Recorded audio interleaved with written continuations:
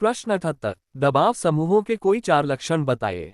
उत्तर। दबाव समूह विशेष हितों के साथ जुड़े हुए ऐसे शक्ति संगठन होते हैं जो अपने सदस्यों के हितों की रक्षा हेतु सार्वजनिक नीतियों को प्रभावित करने की चेष्टा करते रहते हैं। दबाव समूहों के प्रमुख 4 लक्षण निम्नलिखित हैं।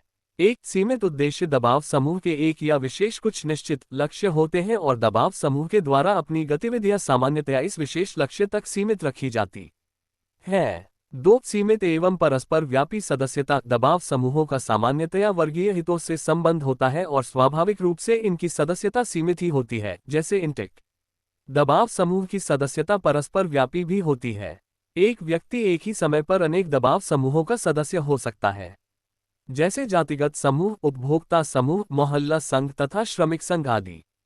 3। संवैधानिक और असंवैधानिक साधनों का प्रयोग। विशेष हितों की पूर्ति ही सबसे प्रमुख लक्ष्य होने के कारण दबाव समूह के द्वारा आवश्यकतानुसार उचित और अनुचित, संवैधानिक और असंवैधानिक सभी प्रकार के साधनों का प्रयोग किया जाता है। 4। अनिश्चित कार्यकाल। दबाव समूह बनते और समाप्त होते रहते हैं। किसी हित विशेष की पूर्ति के लिए अस्तित्व में आने के कारण हित की पूर्ति के साथ ही इनका समाप्त हो जाना स्वाभाविक है। इसके अतिरिक्त राजनीतिक समाज की प्रकृति परिवर्तनशील होती है, अतः एक विशेष दबाव समूह को स्थापना के कुछ समय बाद अनुपयोगी समझकर भी भंग किया जा सकता है।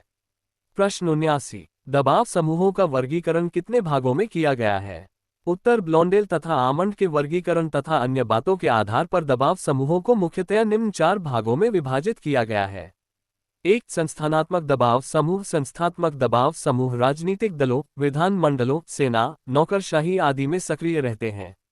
इनके औपचारिक संगठन होते हैं। ये स्वायत्त रूप से क्रियाशील रहते हैं अथवा विभिन्न संस्थाओं की छत्रछाया में पोषित होते हैं।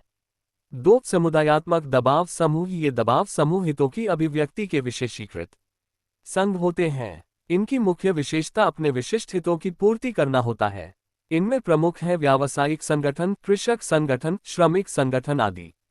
3। असमुदायात्मक दबाव समूह। ये वे दबाव समूह हैं जो धर्म, जाति, रक्त संबंध अथवा किसी परंपरागत लक्षण पर आधारित होते हैं।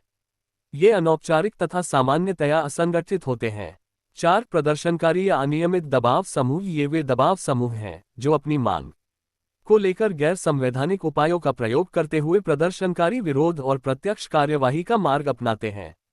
इस प्रकार की कार्यवाही के अनेक रूप हैं, जैसे जनसभाएं करना, रैली, विरोध दिवस मनाना, हड़ताल, धरना, सत्याग्रह, अनशन आदि।